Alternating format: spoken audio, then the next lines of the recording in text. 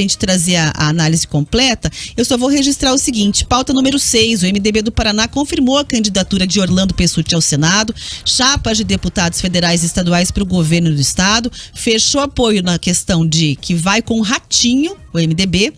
E aí, ontem à tarde em Curitiba teve a convenção do partido, mais 270 convencionados aí acabaram participando. O partido então não vai ter candidato próprio, o governo vai com o Ratinho, e aí tinham 2 nomes na disputa: Orlando Pessutti, que era o vice de Requião, depois acabou assumindo o governo no período eleitoral, e o empresário Lucídio Rossetti. Apesar de uma série de debates, o partido bateu o martelo, considerou Pessutti o nome mais forte, aí acabou vencendo 153 votos a favor de Pessutti e 19 para o empresário.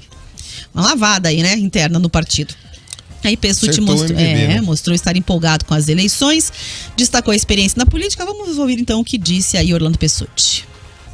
Eu vejo que tenho todas as condições de representar o partido. A gente tem uma história política limpa, honrada, temos a experiência e o preparo necessário para ser um senador que em Brasília trabalhará pelo estado do Paraná muito mais do que aqueles que lá estão. É natural que eles sejam os mais lembrados agora, mas no decorrer da campanha tudo se resolve. Se nós olharmos a campanha anterior, quando a eleição começou, o Requião beirava 40%, o Beto Richa beirava 40%, o Oriovisto tinha 0%, o Flávio Arnes tinha menos de 5%, e quando as urnas se abriram, os eleitos eram justamente os que estavam lá com 1, 2, 4, 5%. Então, na eleição, eu tenho que estar em primeiro lugar às 17 horas do dia 2 de outubro. E até lá, nós temos tempo para crescer.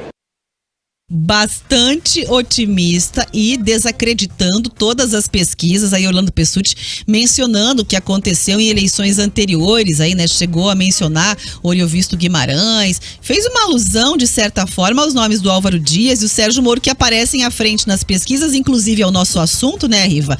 As pesquisas mostram uma disputa acirrada, a gente trouxe o resultado há pouco aí entre o Moro e o Álvaro Dias, mas temos outros elementos que podem mexer com essa configuração, né? O Pessutti, por exemplo, está acreditando nisso, e a gente tem ainda o potencial de transferência de votos de nomes como o nosso governador atual, Ratinho Júnior, e ou Jair Bolsonaro, para o seu candidato. Muito possível, no caso do Ratinho, confirmado para Bolsonaro, que é Paulo Martins. E nós temos algumas possibilidades para decidir ainda, e a última decisão é no dia 5, que é a do Podemos, sobre se Álvaro Dias sai ou não sai.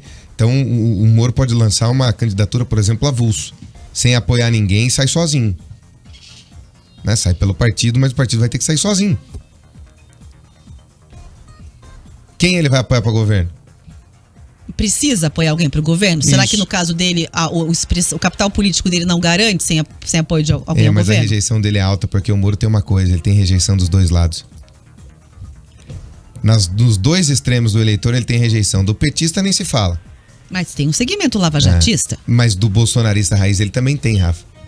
Será que se fiar só no lavajatismo dá resultado? Esse é o X da questão nesse momento. E rejeição é o que mais se olha antes de você começar a campanha de verdade. A sorte dele é que a rejeição do Álvaro Dias, ela também é de 2 dígitos e lá em cima. Que, ao que se parece, é o principal opositor.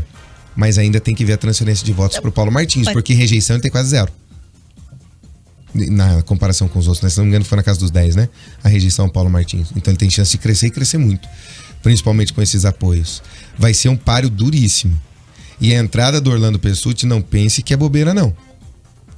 Porque ele conhece muita gente, tem muito trânsito, tem muito prefeito que tem na memória viva ainda Orlando Pessutti. Não é um nome a se desprezar nessa disputa. Vai ganhar? Não sei, não tem como prever. Bom, ele está dizendo ali que as pesquisas não trazem realidade nenhuma.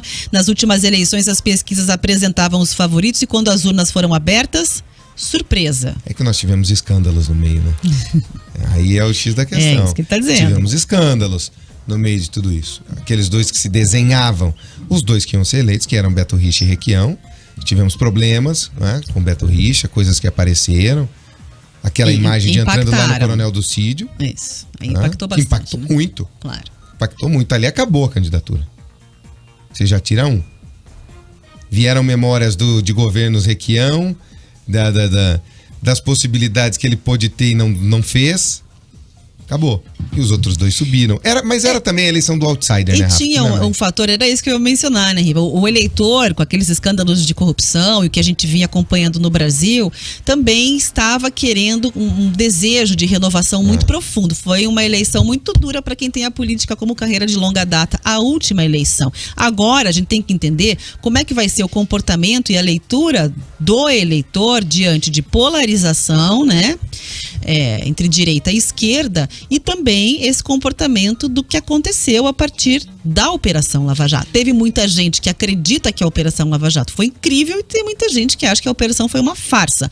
Então a gente vai ter que entender exatamente como é que fica isso no Paraná e as rupturas que os integrantes da Lava Jato também trouxeram no âmbito político, né, com as suas alianças que foram desfeitas.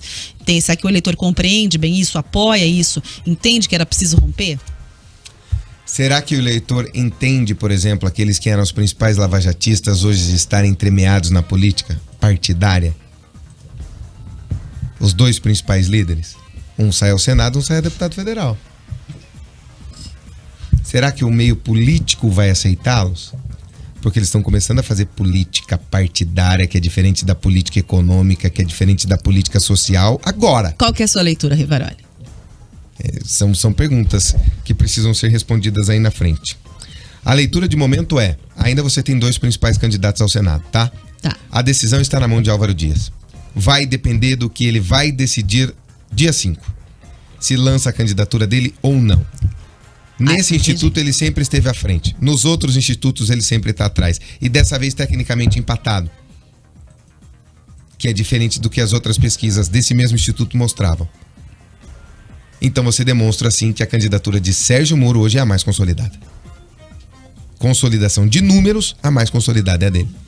A do Álvaro Dias oscila demais. De 32 para 20, muito rápido. A de Sérgio Moro tá mantendo ali na casa dos 27 aos 32 em todas, Rafa. Seja em primeiro ou em segundo. Mas sempre dentro das margens de erro. Então hoje, consolidado para o Senado, você tem um nome. E eu quero ver o comportamento do César Silvestre nas próximas pesquisas também. Se ele transfere esses 5, 6% que tinha para governador para o Senado também. Vamos ver o que vai aparecer aí na frente. Muito bem, 11h.